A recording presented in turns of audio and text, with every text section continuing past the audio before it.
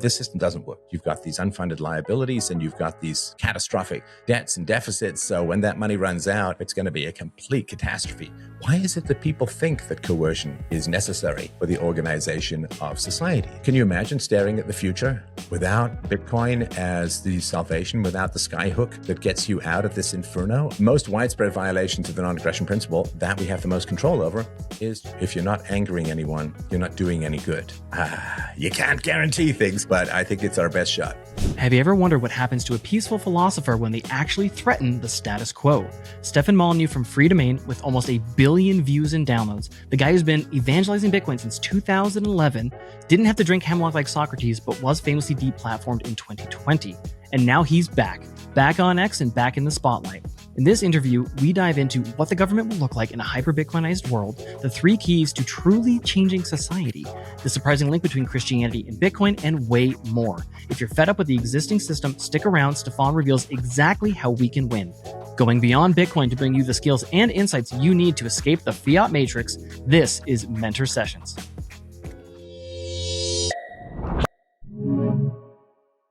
Good morning, Stefan. Thank you so much for joining me today. Very excited for this conversation and glad to see you back on X. I want to have you on because I really want to touch on anarchy versus minarchy. And in particular, in Bitcoin, there is a lot of conversations around like what is the role of the state, and particularly what would the role of the state be in a hyper-Bitcoinized world. A lot of times we'll hear the idea kind of smaller city states or minarchy, that kind of night watchman type setup. And even some people referencing Hoppe's work will talk about the benefits of monarchy versus democracy. And so I'm curious, in your view, you've been evangelizing Bitcoin, I think, since 2011. In a hyper-Bitcoinized world, how do you envision the role of the state? What is government like at that point in time? And can it even exist if it doesn't have control over the currency? So great question. It's good to start me off this morning with the easy stuff. So the question of statism is really around 2 things for me. Number one is the universalization of the non-aggression principle. The non-aggression principle is you cannot morally initiate the use of force against others. It's kind of something we get and we understand, like when you're I worked in a daycare for many years. And whenever there was a fight between the kids, when you say, hey, what's going on? What do the kids say? He started it. No, he started it, right? So whoever started it is in the wrong. And we kind of get that instinctively. And there are really good moral reasons as to, like, philosophical moral reasons as to why the initiation of the use of force is wrong and why self-defense is good. So the initiation of the use of force. Now, statism as a philosophy states the wrong way of putting it. It says that there's a certain group of people who are so angelic and wonderful that they should be given the almost universal power to initiate the use of force in a geographical area, and they'll be just fine with that. And they won't corrupt them, and they won't be greedy, and power won't go to their heads. So it is the idea that there are human angels and human devils among us. And the human angels need to be given the awesome power of the state, and the human devils are restrained by the angels with the power of the state. Of course, logically, when you break it down, it doesn't make a whole lot of sense, right? So if everyone is good, we don't need the state. If the majority of people are bad, then democracy will make sure that bad people end up running the state because they want their own team to win. If everyone is evil, then it's just a state of nature and there's no conversation to be had about morality, and that's obviously not true. And if the majority of people are good and a minority of people are evil, which is my particular viewpoint, then the minority of people will take control of the state and use it to impose evil things on the good majority. So there's no situation in which it works. So if you take a central principle, and this has been true in physics for the last 500 years, and biology since Darwin, if you sort of take a central principle, so E equals mc squared, or the speed of light is constant, or something like that, and you just say, okay, that's absolutely true everywhere, across time, across the universe, no matter who. Mind-bending but accurate things happen to your mind. Like, you understand the nature of matter and energy, you can do nuclear power and unfortunately some nuclear weaponry. So when you take central principles and universalize them, like in the past, of course, before people like Tycho Brahe and Copernicus and so on, people generally thought that the Earth was the center of the universe, not just of the solar system, but of the universe. And if you just say, okay, so rocks fall to Earth, what if everything falls? What if everything is falling, right? What if the moon is falling around the sun and is only kept, the moon is falling around the earth and is only kept from falling into the earth by centrifugal forces? What if the earth is falling around the sun? What if the sun is falling around the center of the galaxy?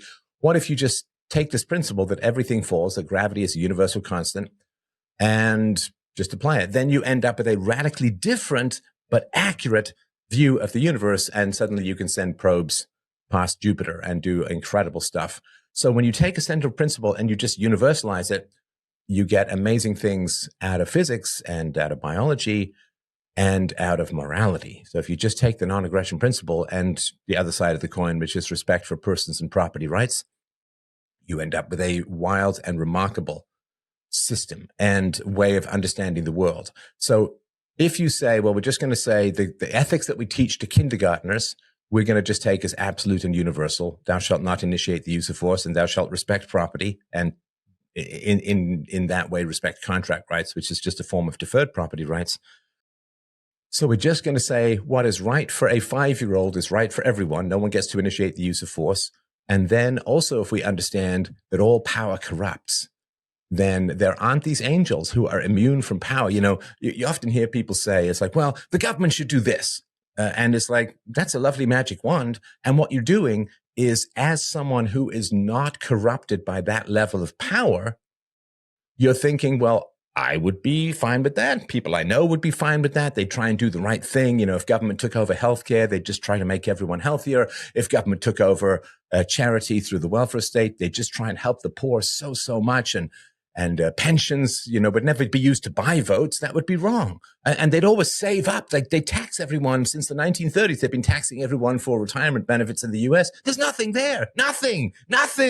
Just a bunch of dusty treasury IOUs and a couple of crossed fingers from dead economists. So the idea that, well, I've got this great idea. It'd be nice if the government did X, Y, and Z. It's more magical thinking than praying to Zeus. It really is, because you're looking at a system of power and saying, well, I want it to do this good thing, right? And then next thing you know, Jeffrey Epstein has video of you and you can't do that good thing anymore, right? So once you get into the realm of power, you get corrupted, and people thinking they have this magic wand to just make this very powerful and, you know, quite coercive agency just follow the wing trails of the angels as they flap across the dusty lakes of virtue is really a fantasy. And the society has progressed to the degree with which we have replaced coercion with voluntarism. And that's where we should still be going. And Bitcoin, of course, is central to that.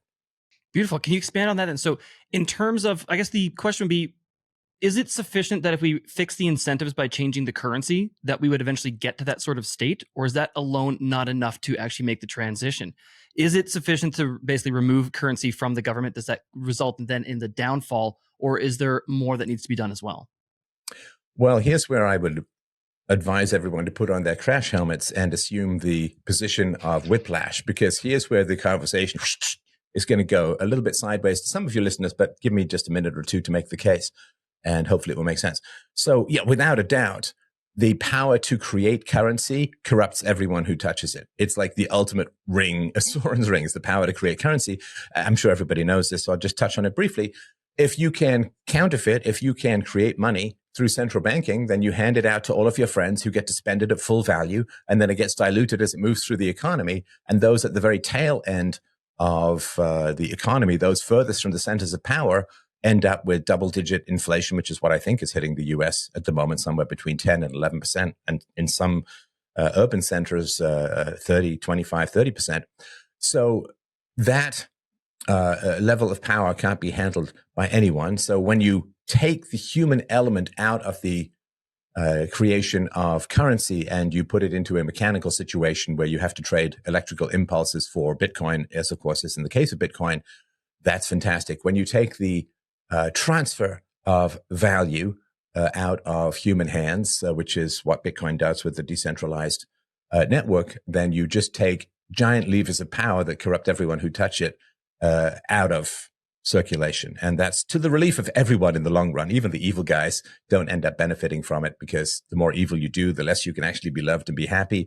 So we're sort of it's like taking away a gun from a toddler. It's like they're not going to do any good with it. And you really got to work with that. So certainly taking the power to create currency out of the government's hands, and the power to control interest rates and all of that sort of stuff is great.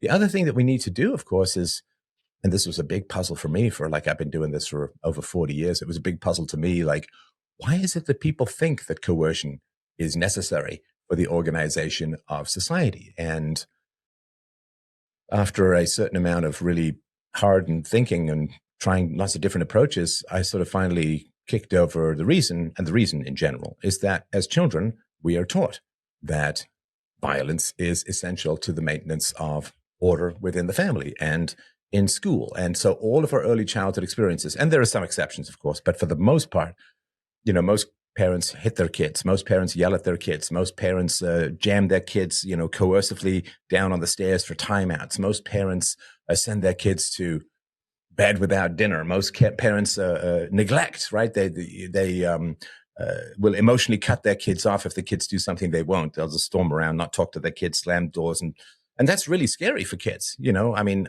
I can neglect some guy across the world, and I'm not doing him any harm. But if I lock a guy in my basement and neglect him, well, suddenly it's a very different matter, right? Then, so kids want to please their parents, and kids want to what they need, their parents' resources and affection. We evolved where there were a lot of predators and a lot of a scarcity of food, and so you didn't want to be the least favorite kid among your parents. So you tend to want to align with that. And so and when I was a kid, it's less now, although still there in the US. When I was a kid, I was in boarding school, and if you did the wrong thing, you got caned. And so when we grow up with this level of coercion, it's pretty rough. And of course, the entire school system is funded through property taxes and other aggressive measures. And so as children, it's like really almost directly beaten into us that coercion is necessary for social order, that the kids who aren't coerced against are bratty and resistant and angry and won't respect any rules and chaotic and criminal. And so it's in the same way that if you grow up speaking English, say, then that's just the language, and you speak English and you don't understand other languages. And if children are raised speaking or having the language coercion inflicted upon them, they have to say, and it kind of gets ground into your bone marrow, that you need coercive force to run any group of people. And it's in the household, it's in the schools. And then when you grow up, when people say, well, we need a centralized coercive institution to run society, people are like, well, yeah. I mean, in the same way that you speak to me in English, I can't fail to understand it. You speak to me in Japanese, I don't know what you're doing, but I do start looking around for Godzilla monsters. So there is that balance as well, which is why I wrote the book Peaceful Parenting, which is free. And I hate to pitch on your show, but peacefulparenting.com. It's a free book, audiobook. There's a long version. There's a short version. There is ebooks, and there's also an AI that you can use to ask questions about parenting, which is trained not just on that book, but on a whole bunch of things that I've done in the realm of parenting. And I myself, I've been a stay-at-home dad. My daughter is going to be shockingly 17 this year. And I've been a stay-at-home dad with her, doing, of course, this show from the beginning. So I can tell you it really works. And so we've got to really work on parenting. I think a combo of parenting, philosophical education, and decentralized currency.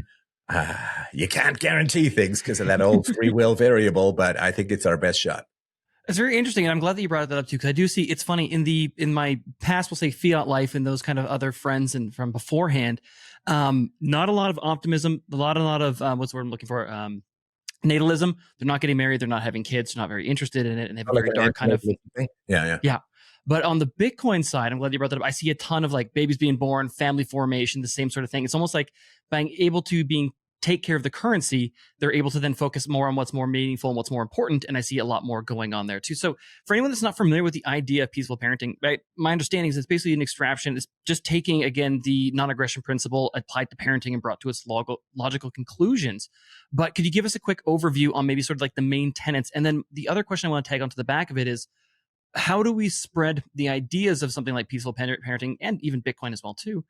Because the people are so tied up in their day-to-day lives that if it only comes from educational pressures, I feel like it's a very slow-moving train to get the job done. Does that kind of make sense? Tell me a bit more what you mean. Meaning that in a sense that if we want people to, if we think that peaceful parenting along with decentralized currency is an important component of moving to a better place and a freer society, how do we accelerate those ideas? I find it very hard to convince people even through logic and reason these days. Well, that is a challenge. That's the big challenge. And how do you convince people to take a better path? Well, I think the first thing to do is to understand just how costly it is to improve your morals in the world. Oh my gosh, it's really rough. It's really rough, and the reason for that, of course, is that most people's relationships are based on conformity rather than virtue. And if you start thinking for yourself, you start questioning things, you start trying to live a life of virtue, honesty, integrity, it's not long before people are like, ooh, I don't like that very much. You're making me uneasy. My false self is troubled by your bluntness and directness. And there's this anxiety. And of course, the whole purpose of propaganda in our society is to make people, it's almost like physically allergic to the truth. I'm sure you've seen that woman with the tight bun, triggered. She's really upset. People, it's almost like you're waving a bag of bees about someone who's allergic to bees. They're terrified. And so if you start speaking the truth and you start talking about inconvenient things, the question is, are you loved for you as an individual who thinks, who reasons, who questions, who is yourself through the action of original thought? Are you loved for who you are, or are you loved for the comfort and familiarity that you bring to people? And the comfort and familiarity that you bring to the propagandized is always at the expense of your true self, your authentic self, your honest, curious, individual self. And so people get trapped in this horrible paradox, which is I get comfort and connection with people by not being who I am, but I really, really want to be loved. And it's like, I'm afraid you're going to have to choose a lane there, because they kind of both go in opposite directions. The more you conform to the unthinking, the less you can be loved. Nobody really falls in love with a photocopy or a picture of someone. You fall in love with the original. And so the degree to which you are willing to be yourself, to think and reason for yourself, is the degree to which you can be loved. But of course, that's the everything in life is a trade-off. And the degree to which you are loved or can be loved through thinking for yourself and being honest with people is also the degree to which you're going to be kind of hated. Because when you are authentic and you speak the truth, you reveal to people that they're really not very good. They're just conformists. They don't really think for themselves. They don't even know what virtue is. They just go along with the herd and the crowd, and they have no more individuality than a couple of, back of the 19th century watercolor painting thumbnails of people watching a horse race. And people don't want to find out that they're NPCs. They don't want to find out that they don't think for themselves, because that takes away their special snowflake status of individuality that everyone clings to, because they think that's going to give them the passage to being loved. But the passage to being loved is forged through thinking for yourself and asking the difficult questions and trying to understand the world as best you can. And that's really tough. So how do we communicate that? I mean, it's always a big challenge. The only thing that I can say is be robust in your presentation of reason and evidence, be willing to be corrected, and as best you can, and some of these variables, of course, are not under our control. I happen to have met a wonderful woman. I've been married for 23 years, and it's better and better every year. And but I could only control the state of mind that I was in when I met her. I cannot control directly whether I meet her or not. But what you do want to do is, if you're in a world of fat people and you want to try and convince them to lose some weight, well, the first thing you have to do, of course, is lose weight yourself. And then you have to not hide the benefits of weight loss. Like, hey, I can run up the stairs. Hey, I can do jumping jacks. Hey, I can walk without leaning over adult Disney style and, getting chafe marks on my inner thighs and gasping out, clots of bloody matter from my lungs. So you want to show people, look, here's the benefits. We know the cost. The cost of thinking for yourself is to be loved. And well, the cost is to be loved. The cost is to be hated. The benefit is to be loved, and show people what is positive about thinking for yourself, so that some people, like, you don't need everyone, man. You know this from Bitcoin. You need like maybe 3 to 4% of people who are really committed to change, because most people would just go along. We know this from the Milgram experiments. Most people would just go along. They're like water skiers, they can go a little bit, but basically they're going to follow the boat no matter what. So you only need a couple of people. So if you show people, look, this is a good life, to think for yourself, and also get people not to be afraid of battle, but to love it, to love battle, to fight for virtue, to thwart evil is the most foundational positive meaning to life. And so don't be afraid of battle. Yeah, people are going to they're going to love you. They're going to hate you. You shouldn't let either affect you too much, except for those you're really close to. But go out there, and it's funny because we all love these superhero movies. We all love like battling the robots and battling the aliens and battling Agent Smith, and we love kung fu movies. And then when it comes to just disagreeing with people in your life, you're like, oh, we get all this fainting couch, and I'm going to need my smelling salts. I have to lie down. It's like, come on, be a hero, be a superhero, speak up for the truth. Yeah, you get into a little trouble. Yeah, people will get mad at you and all of that. But you go, stop watching all of these fantasy heroes. Aragorn, so brave, for Frodo. And it's like, can you do the same for the truth? No, I'm going to join the orc army and step on the faces of hobbits. And it's like, stop watching noble verbal. Well, I mean, of course, I want to keep it verbal and peaceful, but stop watching noble combat and thinking you can never participate in it. Embrace it. There's a reason why we love those guys on the screen, and you can look in the mirror and love that too. Imagine mining Bitcoin cheaper than buying on an exchange, with direct payouts hitting your wallet like clockwork. Saz Mining makes it real. You own the rig, no gimmicks. It's your asset pumping out Bitcoin every single day. No markup on hardware or electricity. They get paid when you get paid, fully aligning incentives. Mining Bitcoin below exchange cost is a great way to DCA your stack. It's so simple, anyone can do it. No tech skills required. You get white glove support and education, a rig performance guarantee, plus it's powered by 100% carbon-free energy prioritizing renewables. Ready to take control of your Bitcoin future? Visit sazmining.com by scanning the QR code or clicking the link in the description down below to book a free consult and start mining today. Are you sick of the fiat-funded fast fashion that falls apart quicker than the dollar? The cheap stuff made to drain your wallet one inferior product at a time? Stop it. There's a better way. Panties for Bitcoin is a family-oriented company built by Bitcoiners for Bitcoiners and held to that unbreakable Bitcoin standard. Certified made-in-Italy underwear that lasts as long as your metal backups. Guys, grab a couple pairs of those lightning boxers for yourself, the softest, most comfortable, durable pair you'll ever own. And surprise your lady with luxurious panties, bras, and thongs. No better way to spark those all-too-important Bitcoin conversations and spread adoption than attractive people in their underwear. Naturally, you can pay with Bitcoin, supporting the circular economy and building that parallel system. Simply scan the QR code or click the link in the description down below and head to pantiesforbitcoin.com and use promo code BTC Sessions to save 10%. Snag yours and share your love for Bitcoin in a new peer-to-peer way.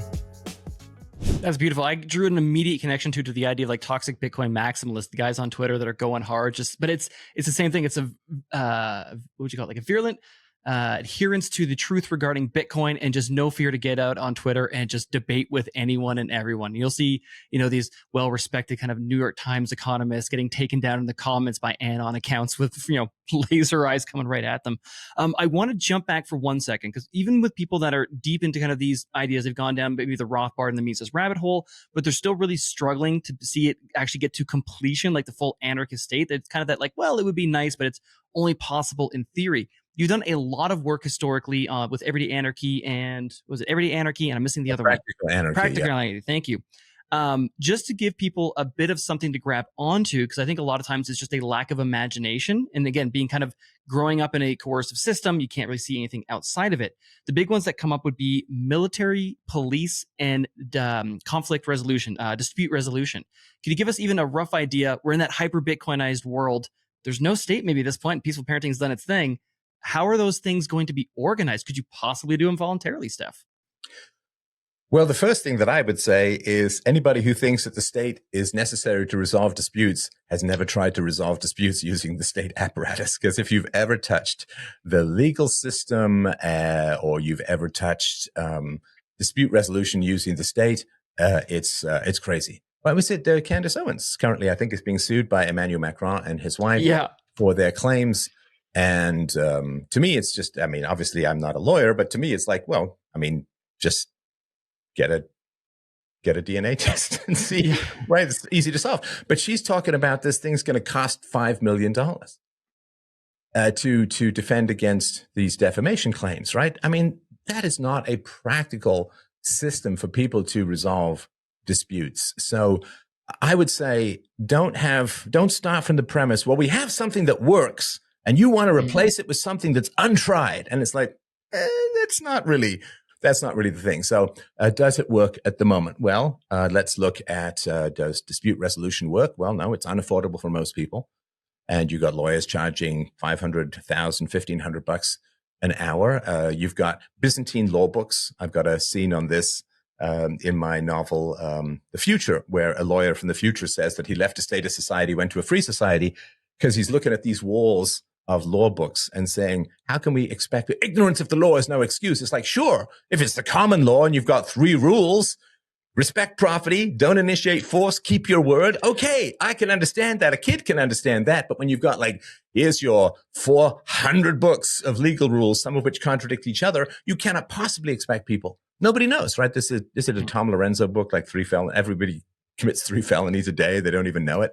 And that's just the laws. You've also got the tax rules. You've got the Federal Register. Like, it's impossible. So we don't have a system that works for dispute resolution at the moment. So let's not pretend that, there's this other boat we should go to. It's like, but this is a lovely boat. It's like, yes, but it's the Titanic. So you might want to think about some other place, because this one is not working. So with dispute resolution, the way that you work it, let's say you and I enter into a contract, right? You're going to pay me $1,000. I'm going to ship you a widget, right? So in a state of society, how do we deal with that if you don't do it? Well, it's pretty tough to use the court. I mean, especially if you're over small claims, it's pretty tough to use the court system. So what's happened is things have evolved, like on various sites where you get a reputation, right? Like you get a reputation rating. Reputation ratings are really important, because then you get rewarded for keeping your word and shipping the widgets if somebody pays you the $1,000. So that's certainly very helpful. So the way that it works is that you and I would have, I call them DROs, dispute resolution organizations. And what they do is they insure our contract. So we pay 1 percentage point, right? So $10 on $1,000. We pay 1 percentage point to these organization, and they guarantee the contract, which means if I ship you the widget, but you don't ship me the $1,000, they go to you and say, hey man, you got to pay the $1,000. And they even have access to get the money from you if you don't agree, right? Because you would have signed that right away. Now, of course, you could decide to save the $10 on $1,000, and then you're going to be uninsured. But that's obviously a choice. Like, people choose not to get life insurance, get hit by a bus, and then their whole family cries. But that's just, part of the risk and reward of living. So we have an agency that resolves our disputes. Now, that agency wants as few a set of disputes as possible, right? So they're going to try and make sure that we have good reputations, that we trust each other, that we have the resources to do what we need. And so they'll try and reduce the amount of conflict as much as possible. Now, if for whatever reason you owe me $1,000, I shipped you the widget, you owe me $1,000, then the DRO will pay me the $1,000. And then it will say, you don't keep your word. And then when you say, I want to do another contract, what's the DRO going to say? No, we're not going to insure that. Like, no, because you screwed the last guy. So we're not going to insure you for the next guy, unless whatever hoops you have to jump through to do that. Sort of like they have credit scores and all of that, but it would be like a contract rating, a score. And this works. And by the way, this also works beautifully with Bitcoin. The people who are like, well, you can't buy a cup of coffee with Bitcoin. It's like, well, technically you can if you're willing to wait around a bit. But the B2B economy, the business to business economy, which I worked in for many years as an entrepreneur, they don't care if it takes 10 minutes to settle something. Most of these contracts are 30, 60, 90-day payments. So that's not so even if only Bitcoin takes over only the B2B system, that's a massive economic win as a whole. And Lightning Network or other things could deal with smaller ones. So yeah, you have ways of resolving disputes where you have efficiency processes. You get rewarded for being good. And then the question is, of course, well, and with regards to policing, well, what if somebody does something violent? What if somebody, rape, theft, assault, murder, that kind of stuff? Well, first of all, of course, right now, the government has no incentive to prevent people from growing into criminals. Criminals aren't born. I mean, maybe a few exceptions, some weird mutation in the brain. But for the most part, and this is very clearly demonstrated in a wide variety of studies, crime is provoked through child abuse. right now, what incentive does the state have to prevent people from growing up to be criminals? Well, none, because they're in a 2 to 4 year election cycle and they're gone by the time the people grow up. So it's pretty easy to do, though. You simply would, when you have kids, at the age of 2 and 10 or whatever, you just give them a brain scan, non-invasive. And if they're being neglected or abused, that would show up very clearly in brain scans. Really? Yeah. So you simply, because you can see the normal healthy brain development, and you can see where the brain development is going awry from neglect and abuse. And neglect in many ways is even worse than abuse. So you would simply do a scan, and if the parents are neglecting or abusing their child, they'll show up on the scan, and then you say, you got to fix this. You got to fix this. Or we got to take the kid away. And so peaceful parenting means that there'll be almost no crime. It's sort of like, how much do we worry about smallpox these days? Well, it's kind of been dealt with. So we don't but in the middle of a smallpox epidemic, you're like, we're going to worry about smallpox forever and ever. It's like, well, when you have peaceful parenting, you'll have virtually no crime. Again, there may be some people with brain tumors or something like that, but you'll have virtually no crime. And the crime that is dealt with, let's say that a guy named Bob just goes and for whatever reason beats the hell out of his neighbor, and somehow he escaped all of this filtering for child abuse, and he just went kind of crazy for, whatever reason. So solar radiation, demonic possession, whatever's going on. Well, then the DROs come and say to Bob, you need to pay restitution and you need to be out of society for a while. Now, let's say that Bob doesn't want to do that. Well, first of all, they'd have the right to initiate force against him because he would have signed a contract in order to participate economically in a society. He would sign a contract that says if I'm found to be initiating the use of force or violating property rights or contract, I can receive sanctions, right? In the same way that, we know when we sign a contract with a cell phone company or a car company or a credit card company, that they can apply sanctions against us, right? If they can repossess the car, they can take us to court, they can do also, we have sanctions. Now, let's say that Bob resists all of these sanctions and so on. Well, if you think about the number of contracts, both real and implicit, that you kind of have to go through in order to economically participate in society, it's hundreds a day, at least. And like you go into a restaurant, you don't sign a contract saying, I'm going to pay. There's just an implicit contract that you're going to pay. You don't sign a contract in a library saying, I'm not going to yodel or set fire to the library, but it's just kind of implicit. So a lot of implicit contracts. So the way that you deal with truly recalcitrant people who simply want to obey social rules, is you work with them as much as possible and try and get them to obey social rules, but then you simply cut off their economic access to society. And what does that mean? No electricity, no water, and you can't use anyone's roads because the roads are all private. You can't use the sidewalk. You can't use the cell phones because that requires everyone else's network. You can't use a computer that's connected to anything useful because that requires other people's property. So what you do is you simply cut people off from economic access to society until they come around. So there's lots and lots of options. But the point is that you have people who want to prevent problems rather than profit from curing problems. It's like healthcare, right? You want insurance companies that are going to make money when you're healthy. Like there was an old practice in China before the communist revolution that you paid your doctor every month until you got sick. And then you didn't pay him, but he had to treat you. And so he had every incentive to keep you as healthy as possible. And that's just not the way that certainly socialized medicine works at all. So with regards to contracts, you've got your DROs. With regards to the police, you've got DROs, and you've got economic ostracism and the initiation of the use of force. You can always do third-party self-defense, right? And with regards to the military, well, how well is the military in America? Say, how well is all that the taxes pay in America? How well is that securing the borders? And the answer is, well, certainly under Biden, maybe a little bit better under Trump, but under Biden, it was pretty bad. And under Obama, it wasn't great either. In Europe, it's not particularly great at all. So first of all, again, you don't want to say, well, we have a system that works. Why do you want to try a system that doesn't work? It's like, no, this system doesn't work. It does. I mean, helping the poor. There are more poor now than before the welfare state started, and they're poorer because in America, and in most of the West, you've got these unfunded liabilities, and you've got these catastrophic debts and deficits. So when that money runs out and you've got 3 generations of people who've never had a job, it's going to be a complete catastrophe. One of the most unbelievably cruel things that's going on in the world right now. So with regards to the military, well, you have a traditional sense of military, which was throwing massive amounts of soldiers against each other. That's sort of the most part. But wars are not started by the soldiers. Wars are started by the leaders.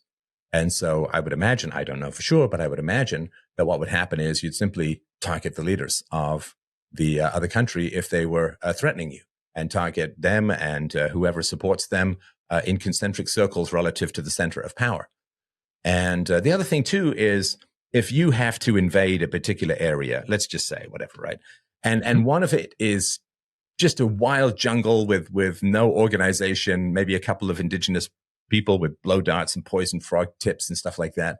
That's going to be pretty chaotic and tough to invade. On the other hand, if it's a fully functioning farm with livestock and feed and planted crops, well, taking that over is really profitable because it's really organized. You have a central organization which you can use to you just replace the farmer with yourself, and you've taken over the whole farm.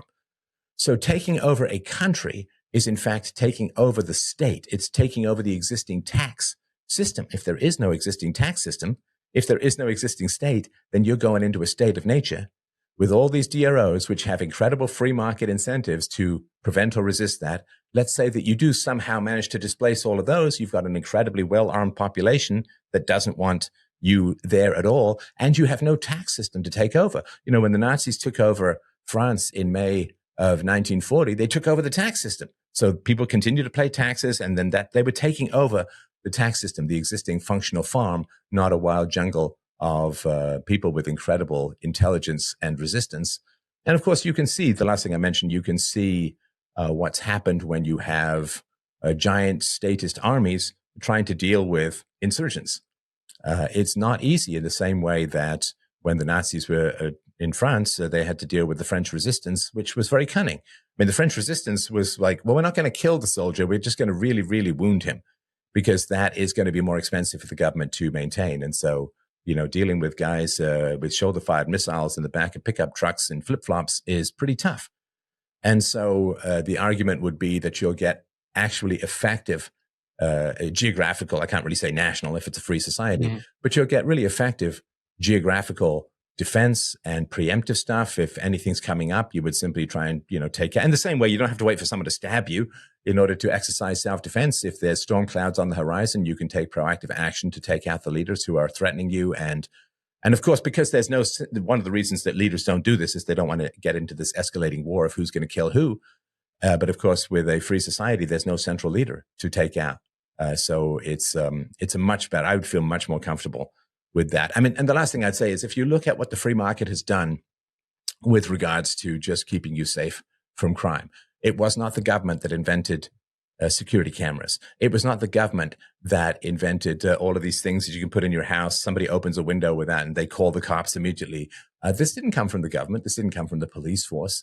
The car alarms did not come from the government. The thumbprint on your phone, which makes it less valuable to steal, that didn't come from the government. It is the free market that has introduced security and protection from crime, not the government. And if you allow that process to continue, we could live like I lived as a kid, man. It was wild. Like I grew up in London before all of the stuff that's been going on since. Age of 3, 4, 5, 6 years old. I got on the bus with friends. I wandered all over the town. I'd go swimming. I'd go to the Imperial War Museum. I'd go to the Natural History Museum and look at the giant blue whale that they had in there at the time. Perfectly safe. Never any violence, never any problems. And boy, that was a pretty sweet life. And I don't see any reason why we can't aim for that in the future. Beautiful. In terms of, I want to touch on the idea of the coming catastrophe, particularly with like the unfunded liabilities and the way that things have been kind of accelerating in the last couple of years. I'm curious if I remember back, the show started somewhere around 2007. I think that's when Freedomain launched, somewhere around there. 05 was my first production, but I sort of got into the podcasting and went full time in 07. Yeah. Okay. Beautiful.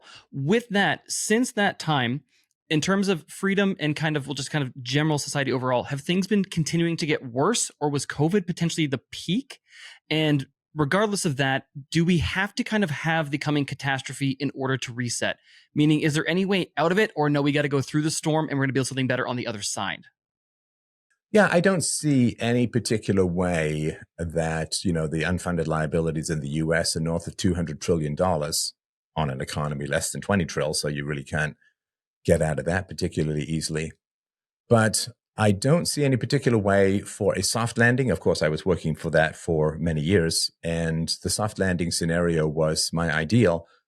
And so, to a large degree, I blame libertarians and minarchists for not embracing peaceful parenting, because if they had done that back in the day, I was talking about that even before my daughter was born, we'd have an entire cohort of millions of young people who would be living demonstrations of the value of the non-aggression principle.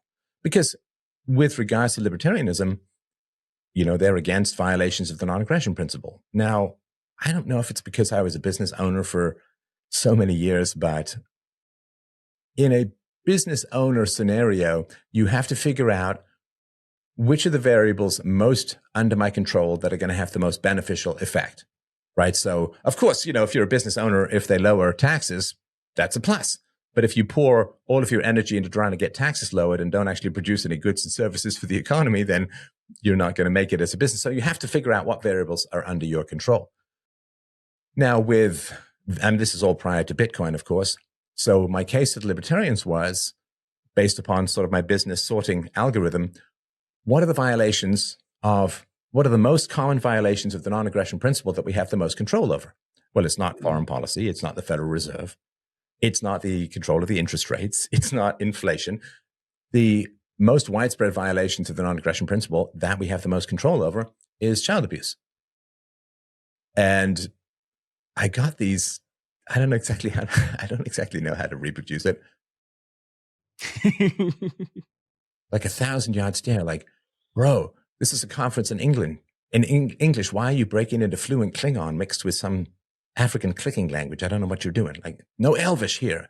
Like, it was somehow completely bizarre. Like, no, I want to argue about the Laffer curve, and I want to argue about a commodity-backed currency. And it's like, you can't affect any of that. You can't affect any of that. And I always have a bit of a problem when people want to fight a battle they're never going to participate in. And they know they're not. They know my contribution to world peace is to reenact, using my chessboard, the Napoleonic battles. And it's like, that's all done. It doesn't do anything. You can't change anything. Or like all the people who were like, well, if I was in charge, it's like, well, you're not in charge. So what is the biggest violations of the non-aggression principle that you can do the most about? And that's child abuse. For sure. It's, even if you were to do something illegal to oppose the state, that's a bad thing, and you're going to go to jail, right? But saying to people, don't hit your kids, that's legal. I mean, nobody's going to go to jail for not hitting their kids, and nobody's going to go to jail for saying you shouldn't hit your kids. And so it's the safest, the most effective, one where you can record the biggest change. I did a sort of back at the napkin calculation, and my show, because I've had almost 1 billion views and downloads by now, my show has prevented 1.5 billion assaults upon children. That's a big change in the world, right? And I would compare that to all the libertarians and say, well, here's my measurable reduction in violations of the non-aggression principle. I got 1.5 billion reductions in violations of the non-aggression principle against the most helpless and dependent members of society, which is children. That's my record, and I stand by it enormously proudly. What have you got? Well, I wrote some articles, and I advocated for this, and I donated money to, I don't know, Harry Brown back in the day, Michael Badnarik, and whoever is the latest. And it's like, okay, what actual reductions in violence has your actions over the past couple of decades caused? And if the answer is nothing measurable, well, I mean, I'm an empiricist. I care about what actually changes in the world and not what people talk about. So I hope that I can't remember your original question, man. I'm sorry. No, it's wonderful. And again, I'm seeing this beautiful parallel again, because I feel that in the same vein that your advocacy for peaceful parenting is a very effective and practical way of making change, I find Bitcoin very much the same. Like, these paths actually work. They both fall perfectly in line with the non-aggression principle. I think this helps spread the ideas. And the one thing, the 1,000-yard stare, it's funny, because I think it goes back to even just why people have a problem seeing a world without the state, in the sense that it's, again, this is mind reading, so I'm going off the dangerous territory, but I imagine for a lot of people that would have any sort of resistance to the idea of peaceful parenting, it's because there's probably an uncomfortable truth that there may have been somebody who they do even potentially love that was an abuser in their life, and it's not a conversation that they want to have. It's that cognitive dissonance to be, if I accept that idea or go with it, that may put me in a spot where I may need to talk to some people of what happened when I was a kid. Well, I think that's true because, of course, if you're advocating for less foreign aid, you're not in a position, no libertarian is in a position where they can affect that change. I mean, I guess it took Elon Musk and his team to shut down USAID. But if you are constantly shouting your barbarically brave phrases to the wind when no one can hear you and you can't change anything, it's kind of tough to look at you as heroic. It's like saying, I'm a great driver when your wheels are constantly 6 inches off the ground and you're just, hanging from a crane and slowly spinning. It's like you're just playing. This is like a kid's game. You do actually want to have traction in your promotion of virtue. When you have traction in your promotion of virtue, then you engender risk. Because I went through this in promotion of peaceful parenting. I was called like an evil cult leader and all of that sort of stuff. And it's like, well, someone's got to stand up for the kids. And when you stand up for the kids, people who exploit and abuse kids, well, they don't like you very much. Of course, come not between the dragon and his prey, as the old saying goes. So if no one's bothered by what you're doing, you're not doing any good. Because if no evildoer is at all bothered by anything that you do or say, it's nice that you're making a lot of sounds with your mouth hole, I suppose, and carving some syllables into the indifferent air that get blown away with the next puff of wind. But I don't want to pass by this life leaving merely a trail of useless syllables in my wake. I actually want to do good, because the feeling that you get from doing good is so great. Man, they say heroin's greater than your best orgasm, and I would argue that doing good is 1,000 times better than heroin. And so I don't want any fake virtue happiness, right? So people who were like, well, I published this article and I spoke about this and I did that. And it's like, but what's measurable that you did? How many evil people have you inconvenienced? Like if I'm a drug researcher and I want to, cure cancer, and at the end of my life, I have disturbed or thwarted the growth and reproduction of not one cancer cell, my life's been a complete waste. It's been worse than a waste, because the money that could have gone to me in doing my cancer research, the money that did go to me could have gone to someone who actually thwarts the progress of cancer. And so if you're not doing anything to actually thwart the progress of evildoers, it is just a greedy, vainglorious waste. And people love to feel good. They don't want to do good, obviously, right? But the reason why nature has implanted in us such an overwhelming joy at the achievement of virtue is because it's really freaking dangerous, right? Because, we can look through history and even across the world right now, people who are doing good are regularly cut down and deplatformed and attacked and slandered, and, their lives are made complicated and difficult in a wide variety of ways. And so that difficulty is baked into doing good, which is why the happiness on the other side of doing good is so great. And so what I don't want is for people to think that they're doing good when they're not, because they're drug addicts, right? So a drug will make you feel good without actually fixing your problems or you having to do good in the world, right? And so I don't like drug addiction. I don't like people who lie to themselves about the good that they're doing when there's no measurable achievement to the good that they're doing. And so I want to stand between them and their drug. And the reason I do that is that if you stop thinking that you're good and you actually start measuring the good that you can do and can achieve, then the happiness that you get is earned. And that's good, don't we? We don't want socialism or communism when it comes to happiness. We want to earn our daily bread and we want to earn our daily happiness from virtue. But of course, that's the 1,000-yard stare, is when you go to people who think they're doing good and uses the old Socratic argument versus the sophists, right? Oh, you think you know justice? Let me ask you about justice. Oh, you think you know truth? You think you know virtue? Let me ask you about these things. And so for me, it's like, oh, so you think you're doing good? What measurable good have you done? Well, I've done this, that, and the other. It's like, okay, but how many evil people's plans have you thwarted, and how many people have you inspired to practical virtue? Practical virtue. This is my old Anglo-Saxon half Irish, half German roots of like, yeah, nicey, talk. How about some actual, if I had an engineer who's constantly talking about, well, I'm going to produce this great widget, it's going to be fantastic. And it's like, can I see the widget at some point? Is that too much to ask? And can I see things manifest in the real world? Or are you just platonically creating sky scenes and saying, that cloud looks a lot like von Mises. Well, that cloud looks a lot like freedom. It's like, great. Can we actually achieve some freedom on the ground? No, I would rather describe clouds. So, of course, when you come between drug addicts and their drug, they get kind of mad at you. And this is sort of what happened to libertarians, where I was saying, you're going to need some measurable virtue in the world. And the best thing that we can do is focus on parenting. And I talked at conferences about this. And of course, I have a whole theory of ethics that has been largely ignored, even though it's absolutely robust. And I've debated it with, it's funny, I've debated more my theory of property rights and the non-aggression principle more with non-libertarians than with libertarians, even though libertarians, it justifies everything that libertarianism has. But I think it's the old thing from Hitchhiker's Guide to the Galaxy, when the computer comes up with the answer to life is 42, and the philosophers get really mad because they want to be able to keep debating it, and they can't if the answer is constrained to 42. So yeah, people would rather talk about stuff than take on risks. I get that.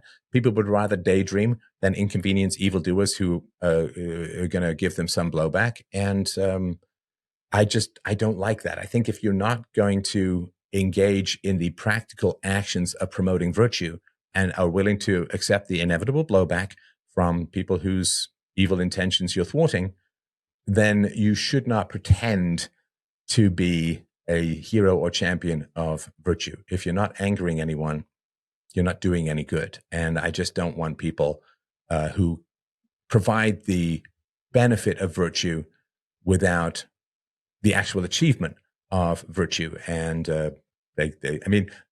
it's funny because I'm being back on X. I'm like, it's not my business plan. It just kind of happens. Who can I alienate and annoy today? And it's just a constant flow of like outraged feminists and the atheists. I had this tweet that did 8+ million views, where I basically just said, hey, atheists, why don't you lie? I mean, religious people have an answer. Thou shalt not bear false witness, commanded by the Almighty God. And atheists, what reason do you have? And, all the atheists are like, oh, it's obvious, man. I get social benefits and I don't like to lie. And it's like, that's just hedonism. How's that different from heaven and hell? Well, that's just hedonism. Well, I get social benefits, so you're bribed. And what if you get social benefits from lying, which a lot of people do? And what if you like lying, which a lot of people do? Your argument doesn't work. It's hedonistic. So, now I'm annoyed the atheist. so it is sort of a constant thing. But a philosopher, of course, my job is to attempt to provoke thought by any means necessary, short of crucifixion, and that does cause a lot of problems. But of course, the thing is that people, I'm sure you've had this in your life, where someone says something, you're like, no, that's not it. Oh, come on, that's ridiculous. Blah blah blah blah blah, and then it sits like a splinter in the mind's eye. It just sits there, and eventually you're like, oh, fine, I guess it is a legitimate question. And it might be some months or even years down the road.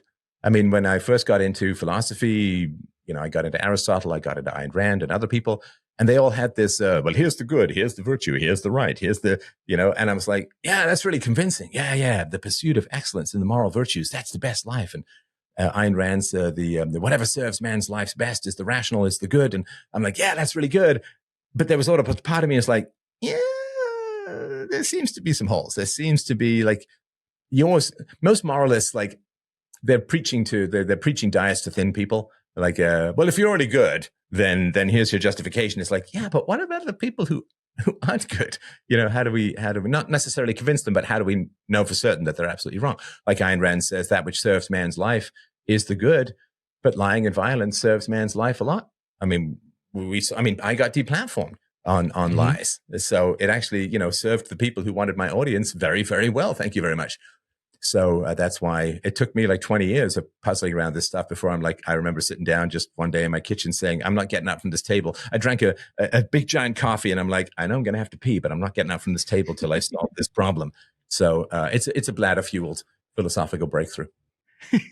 No, I got lost that I want to tease out. And I also want to point out that idea of just like leaving an idea and what it can grow into later. I feel compelled to point out that you were my introduction to Bitcoin.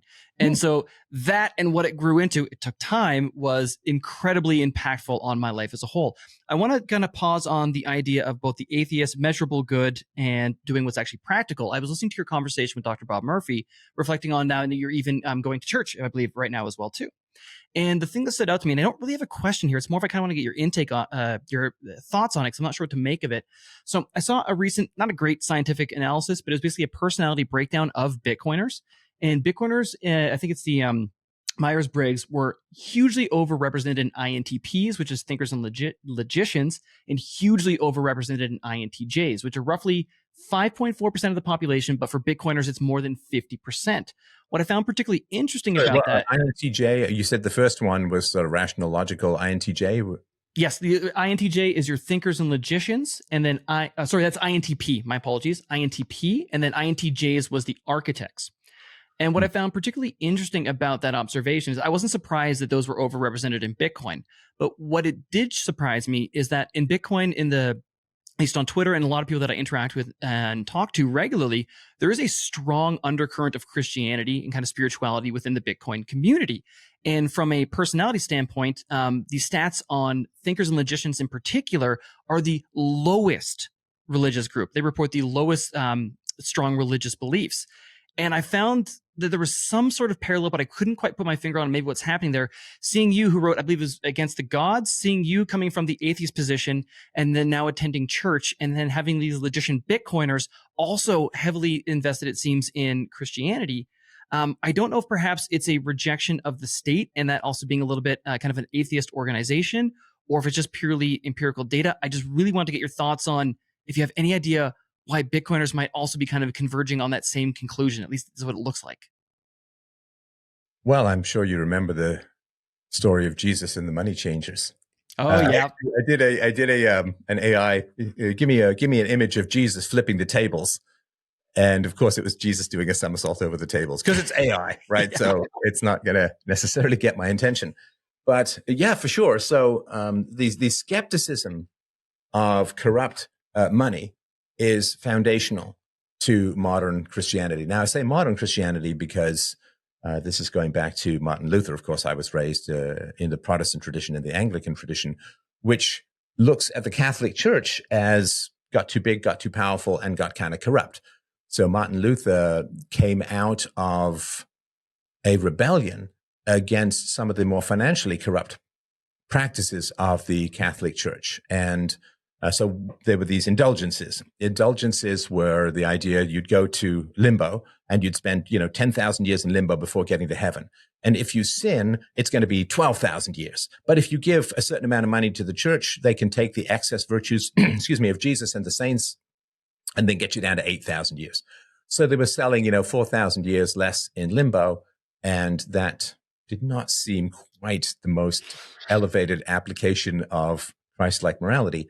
And then it got to the point where you could even buy it ahead of time. So if you were going to go and spend the weekend with your mistress in Calais, then you could pay ahead of time to have that sin not accumulate upon you, and you were buying absolution even ahead of time. Now, like a fine, it's legal for a fee. It got really kind of nuts, right? So the skepticism of the corrupting power of money is certainly originated in Jesus. It's one of the few violent acts that Jesus did. And that's really important. Jesus got nailed to a cross and said, "Forgive them, Father, for they know not what they..." So he could forgive guys pounding railway spikes through his hands and feet. But he used a whip on the money changers. Now that's really, really powerful when you sort of drill down into the essence of it. So he saw people lying, cheating, stealing. He forgave thieves. He forgave adulterers. And he forgave those who murdered him. But he could not forgive those who profited off people's thirst for salvation and virtue. That was the greatest evil, according to Jesus' use of force. The greatest evil were the money changers. in the temples who charged you serious rates of interest or conversion rates for people who wanted to give their devotionals in the local currency. It's pretty wild. And certainly the idea that the modern central bankers are financially corrupt. And I don't even blame the individuals that much. The system is so corrupt that either only the corrupt want to run it, or it corrupts those who go in even with the greatest ideals. And it keeps out those who wouldn't be corrupted, like Ron Paul would not have been corrupted, and so he's kept out. And they certainly tried to keep Trump out. His level of corruption, I would say, is maybe a smidge higher than Dr. Paul's, but certainly lower than others who are in that environment. So I think for Bitcoiners, you cannot have freedom if you are constantly being stolen from. You don't have property rights if people take 10% of your crops every year and it escalates. You don't have freedom if people can go into debt using your signature. I mean, can you plan for your finances is every time you upload, oh, somebody bought a computer using my signature. Oh, somebody bought a car. Somebody bought a house. Somebody borrowed $10,000. You can't plan anything if you don't have control over your property. And so the beautiful thing about Christianity is, well, one of the beautiful things about Christianity is the focus on free will. A coerced choice is not a choice. And so to maximize free will is essential in the Christian conception of virtue. It's one of the reasons why it was the Christians, and really the Christians alone, who worked so hard for many decades to end slavery around the world, and did a very good job of that. And because if you're coerced, you can't make free will choices. If you can't make free will choices, you can't get to heaven. And so the more choice, the better. And I was posting about this on X the other day. I've talked about it for years. Most people don't want to be in the stock market. Most people don't want to be buying bonds and other financial instruments of weird conceptual voodoo, right? They don't want to. The stock market was originally designed for people who had some knowledge of the industries, had some knowledge of the companies who were investing and knew what they were doing. Most people don't want to be in the stock market. They don't want to be in the bond market. They just want to put the money in the bank and have it there when they get back. That's all.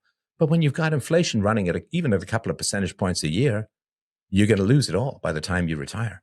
So you don't even have the choice to hang on to your own savings. Like you work for, you get taxed at 40%, you work for 50 years, 20 years have just been stolen.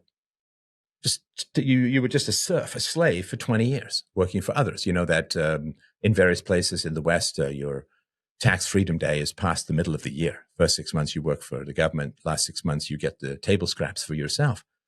So we need more free will in the world. And this is why I focus on peaceful parenting.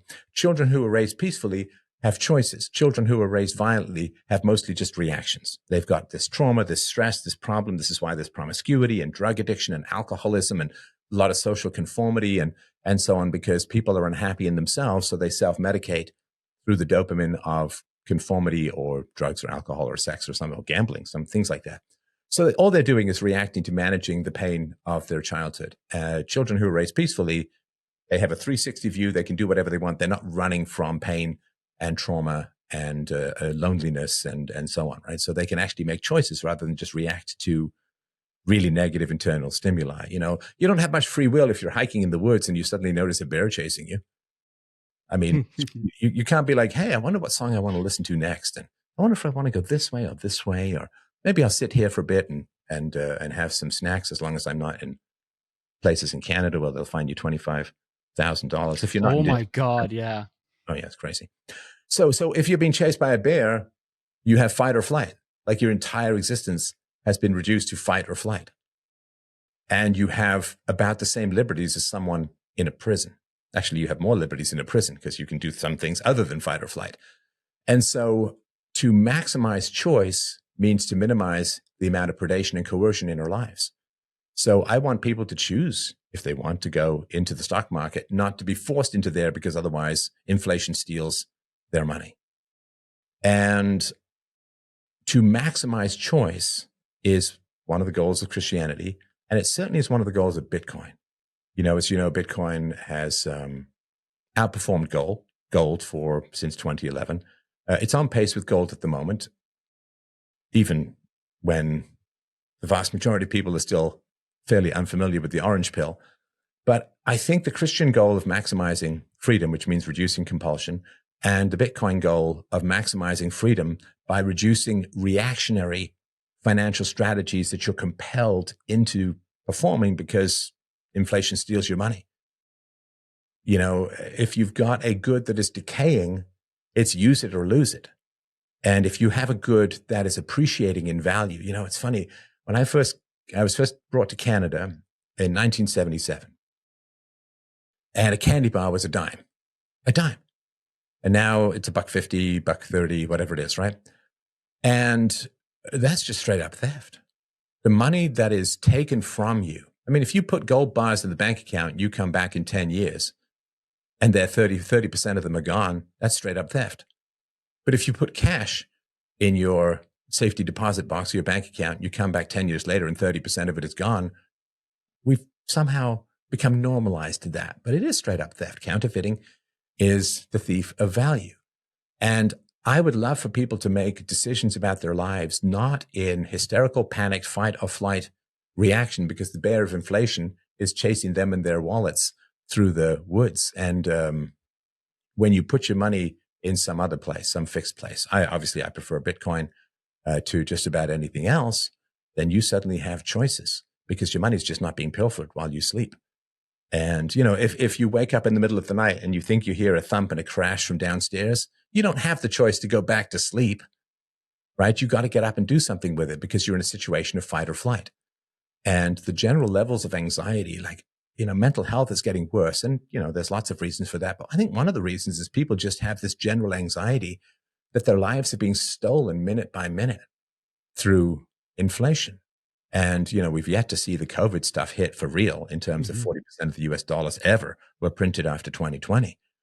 And I think a lot of people's generalized anxiety is, you know, there's a bear around, there's a predator around who keeps stealing. I mean, if you woke up in your house every morning, something was stolen, you'd be pretty nervous. You'd have a tough time sleeping and you wouldn't feel comfortable or secure in your own home.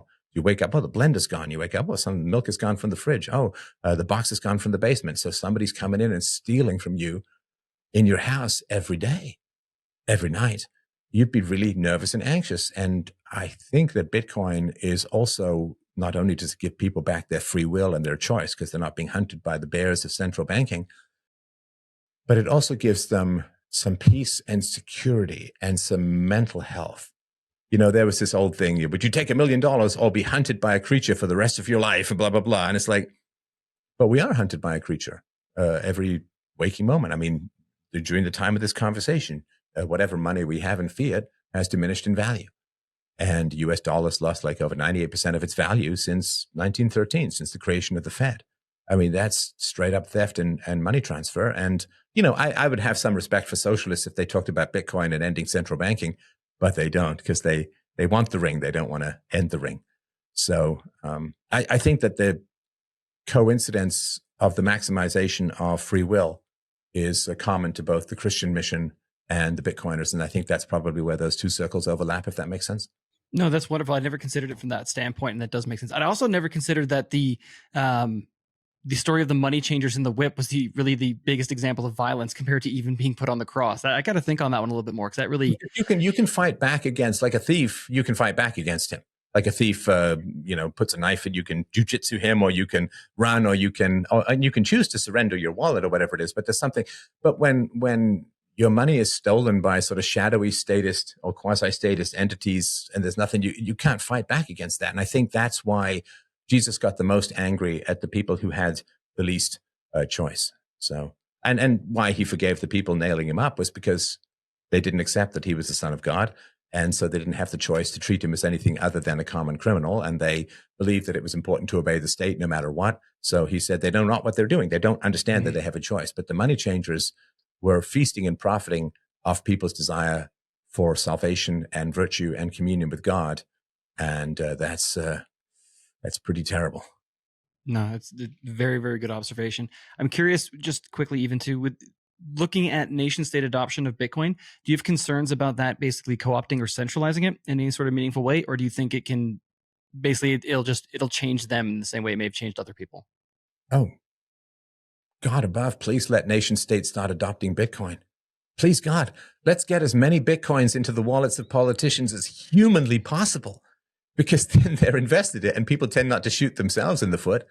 So I would love for nation states to adopt Bitcoin. In fact, I sort of put out this argument some time ago that the only chance that, say, America has to pay off its debt and unfunded liabilities is to get as many Bitcoin as possible, so that people will take that in exchange for the devalued dollar when the bills finally come due and can't be wriggled out of or escaped. So no, I'd gift politicians Bitcoin if I could. I would love for nation states to start adopting Bitcoin. I would love for nation states to start accepting tax payments in Bitcoin, because of course that's the foundational driver behind fiat currency. Fiat, of course, meaning compelled, is that the government requires it for your tax settlements. So no, gosh, if there are any nation states listening to this, Bitcoin is the greatest. Bitcoin is, that old story of the woman who opened, the little girl who opened the crate, and there were all of these demons flew out, and the world was infested with negative, horrible things. But then at the very bottom was this fairy called hope. And that was what was in. So at the bottom of all of this predation and counterfeiting and central banking shenanigans, to put it mildly, is the orange fairy of hope. And without that, I don't know. I mean, one of the reasons I love Bitcoin is I don't know how I'd have hope without it. I have spent over 40 years trying to get people to be rational, and it's worked in some ways, for sure. I mean, I've certainly changed a lot of people's minds, changed my own mind for the better. But without Bitcoin, can you imagine staring at the future? Without Bitcoin as the salvation, without the skyhook that gets you out of this inferno, I don't even know what it would be like. So, and this is why, for me, when I'm dealing with people in the world who don't understand Bitcoin, I'm like, oh, so you're a despairing nihilist because you've got no reason for hope. It's a really tragic state of mind and a really sad state of mind. And to orange pill people, excuse me, in this way, is to return to them hope, and with hope comes free will, because you're not doomed. That's beautiful. Stefan, I do want to be respectful of your time, but I had two things I wanted to slip in quick if I could. First and foremost, have you played around with Nostr yet? Because I couldn't find you on there, and that seemed like a wonderful place that you might want to consider spending some time. I've looked into it. I have not looked into it enough. I hugely appreciate the reminder. I will look into it more.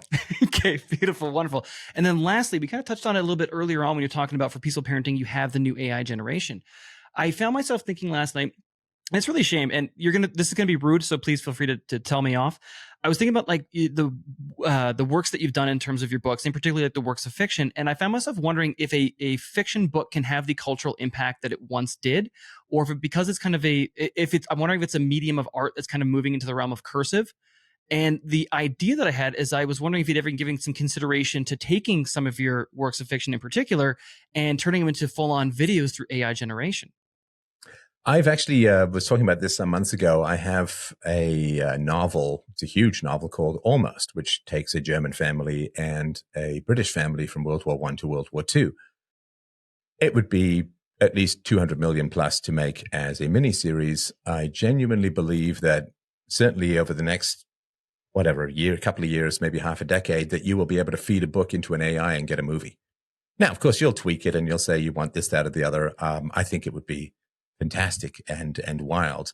I would rather, I'm a big one for waiting until the technology is ripe for that. And of course, I was a computer programmer for many decades. When the technology is in its sweet spot, then, when it's not so easy that everyone can do it, but not so difficult that only a few specialists can do it, that's when I will certainly think of doing something like that, because it's going to be just wild. I mean, they're really closing this uncanny valley with uncanny accuracy. And so I do think that it is possible. And I agree with you. I certainly think that sitting down and reading a physical book, my wife is just going through Anna Karenina at the moment, and I'm like, oh, quaint paper.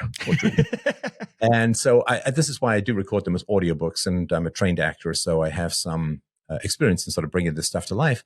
But I do think that sort of sitting there in a hammock reading a paper book is kind of going the way of the dodo. And I would love to see what AI can do in terms of bringing I mean, and novels are going to be better for this than screenplays, because novels have the descriptions that the AI can interpret. You know, it's a windy parking lot, whereas scripts generally don't have those. It would be tough to feed Hamlet and get a movie out of Hamlet because there's very little description of the environment. But a novel, of course, contains descriptions of the environment, contains descriptions of the characters, their hair color, their height, and their age, and so on. And so I think AI is going to do just in general, a fantastic job of bringing this stuff to life. And then when the barriers of transmission are removed, in other words, the very best stories, they don't have to go through a studio situation. They don't have to go through, like, one of the reasons I left the art world was because it was just so relentlessly socialist and communist. Once that barrier is down, well, then it's like you and I. You know, you and I in another universe would just be chatting on the phone and you know, shooting the shite and enjoying each other's thoughts. But now we get to do this, and it's broadcast to the world for eternity because the barriers are down. We don't have to convince some TV executive to let us have a show or something. So I think that I write some great stories, and they also have been strongly resisted by a very leftist. You know, I wrote a novel before I became a podcaster called The God of Atheists, which was about corruption in the business world and the innocence of children. And it was reviewed because I was in a very famous writing program and had a great teacher. And it was reviewed by a guy with a PhD in English literature who said, "Oh, finally, we have the great Canadian novel. I've been waiting my whole life for someone to actually write the great Canadian novel." And he just praised it to the skies. And then when my agent tried to take it to publishers, they hated it with a virulence and a passion normally reserved for a drunk driver that runs over your favorite pet. And that sort of hostility is something that, as an artist, I've sort of encountered over the course of my career, both in, I mean, it happened in academia, it happened in the theater world, in writing, in playwriting, and it happened to a lesser degree in the business world because I was just so productive that people kind of had to find value in me because I did really good coding. So I think that if the barriers fall between the artist with the best and most compelling and interesting vision and an audience that wants to see things on the screen rather than read them in a paper book, I mean, if it becomes just a raw meritocracy without any intervening gatekeepers between the artist and the audience, I think I've got a real shot. That's awesome. And with that, Steph, where can people go to get the books, check out the podcast, join the live streams, back on Twitter, give us all that information? Well, thanks. I appreciate that. So peacefulparenting.com is the place to go for that. I have a introduction to philosophy, essentialphilosophy.com. And to connect with me, you can just go to freedomain.com/connect, and all of my socials are there. And I really, really do appreciate the time today. It was a really, really enjoyable conversation. Thank you. Hey, you. Yes, you watching the Bitcoin price movements and the latest exciting news. It's awesome to stay informed, but the real power of Bitcoin comes from taking control. Don't just watch, take action. Head over to btcsessions.ca/learn for free step-by-step tutorials that guide you through every major skill you need to know, plus full video playlists for deeper dives on any topic you like. And if you're ready for the ultimate fast track, scroll to the bottom and check out bitcoinmentor.io for premium one-on-one experience with my team of Bitcoin experts to ensure you get it right the first time. Don't wait. Secure your Bitcoin future today. Hit the link in the show notes or scan the QR code on the screen. If you enjoyed this video with Stefan Molyneux, please do hit that like button, subscribe so you don't miss future podcasts, and check out the previous episode with Roland Bewick from Get Alby on Lightning AI and Noster.